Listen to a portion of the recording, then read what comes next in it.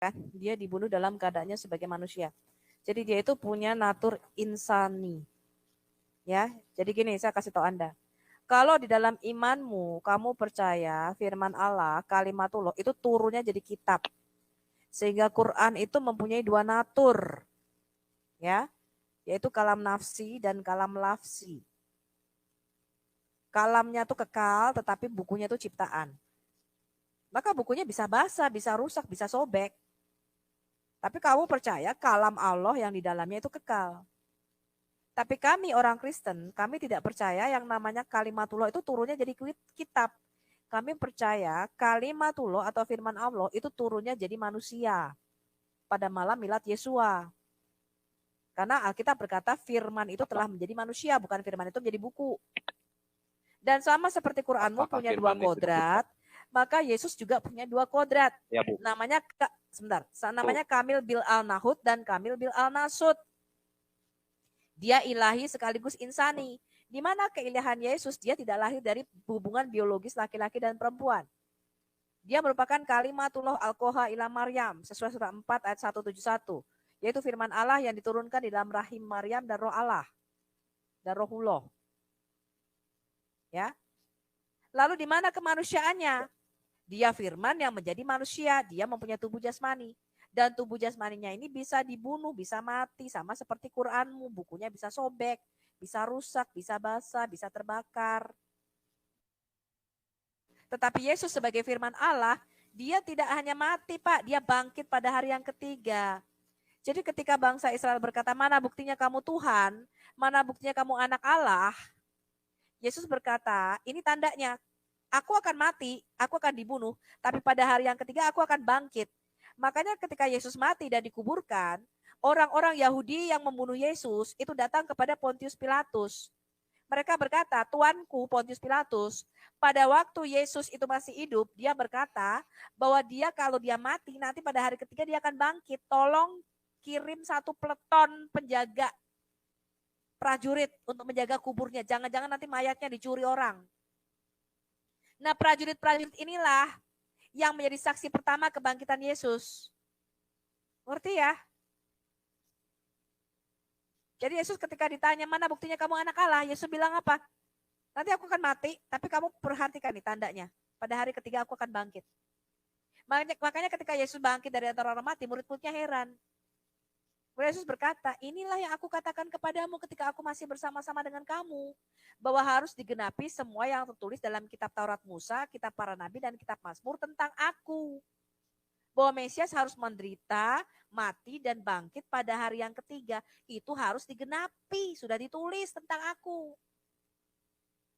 Maka bersukacitalah para murid-muridnya ketika Yesus bangkit. Jadi kekristenan itu tidak dimulai dari kitab yang diturunkan dari langit. Kekristenan itu dimulai dari sebuah peristiwa kebangkitan Mesias. Disitulah gereja lahir. Ini beda dengan Islam. Islam dimulai dari kitab yang turun dari sorga. Kristen tidak. Tidak ada kitab itu turun dari sorga dalam pandangan Kristen. Alkitab itu adalah Efesus 2 ayat 19-20. Yaitu kumpulan tulisan kesaksian para nabi di dalam perjanjian lama yang bernubuat tentang kedatangan Mesias atau Sang Penebus. Dan kumpulan tulisan kesaksian para rasul di dalam perjanjian baru yang bersaksi bahwa Mesias sudah datang. Kitab tulisan-tulisan para nabi dan para rasul ini kita jilid jadi satu, namanya Alkitab. Jadi nggak ada dalam pandangan Yahudi dan Kristen ada kitab turun dari langit. Ada kitab Taurat diturunkan dari langit, didiktekan oleh Jibril dalam bahasa Arab. Itu nggak ada, Pak. Taurat itu ditulis oleh Musa selama 38 tahun di Kades Barnea, di Padang Gurun. Selama perjalanan bangsa Israel 40 tahun. 2 tahun di Gunung Horeb, di Gunung Sinai, dan 38 tahun di Kades Barnea. Kemudian kitab para nabi, itu bukan turun dari langit, apalagi didiktekan malaikat. Ya, orang Yahudi membagi ada nabi-nabi besar, nabi-nabi kecil. Yesaya itu kumpulan tulisan nubuatan Nabi Yesaya. Kitab Yeremia itu kumpulan tulisan Nabi Yeremia. Kitab Yosua itu ditulis oleh Nabi Samuel. Termasuk 1-2 Samuel dan 1-2 Raja-Raja. Kitab Tawarik ditulis oleh Nabi Yeremia dalam masa pembuangan. Begitu juga kitab nabi-nabi lainnya. Obadya, Maleaki, kitab Amos, kitab Yoel. Itu semua nama nabi-nabi Pak yang menulis kitab. Gak ada kitab turun dari langit, gak ada. Kemudian perjanjian baru, itu semua tulisan kesaksian para rasul. Di mana dikatakan kamilah saksi mata bahwa nubuatan para nabi di dalam perjanjian lama, janji tentang sang Injil itu sudah digenapi. Dan kami ini saksi matanya, kami melihat sang Injil yaitu Yesus mati untuk menebus dosa kita sesuai kata kitab suci. Dia dikuburkan sesuai kata kitab suci. Dan dia bangkit pada hari yang ketiga sesuai kata kitab suci. Bahkan Yesus menampakkan diri kepada kami. Kamilah saksi matanya, ada 500 orang. Kesaksian mereka tentang kematian Yesus sesuai dengan nubuatan kitab suci. Tentang kebangkitan Yesus sesuai dengan nubuatan para nabi dalam perjanjian lama. Itulah yang para rasul tulis. Kitabnya kami jadikan satu, namanya perjanjian baru. Jadi Yesus adalah pusat, puncak pewahyuan Allah. Semua para nabi bernubuat tentang datangnya Yesus. Dan semua para rasul bersaksi tentang Yesus sudah datang. Itu iman Kristen.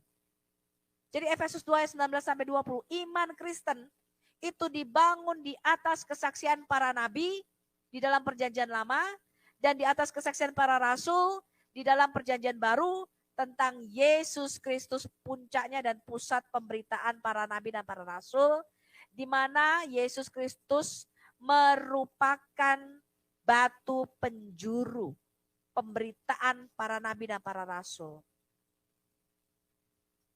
Itulah iman kita. Jadi tujuan para nubuatan para nabi adalah keselamatan iman kita. Supaya iman kita itu tumbuh bahwa dia anak Allah sungguh-sungguh telah datang. Bahwa Allah tidak melupakan janjinya kepada nenek moyang kita. Mulai dari zaman Adam sampai kepada Abraham. Bahwa dia akan datang ke dalam dunia. Dia berjanji dia akan datang Pak ke dalam dunia dalam wujud manusia. Makanya Yesaya 40 ayat 3 berkata, Yahweh akan datang. Persiapkanlah jalan bagi kedatangan Yahweh. Dan kedatangannya didahului dengan seorang utusan, yaitu Yohanes Pembaptis. Makanya Yohanes Pembaptis itu lebih tua 6 bulan daripada Yahweh, daripada Yesus Tuhan kita.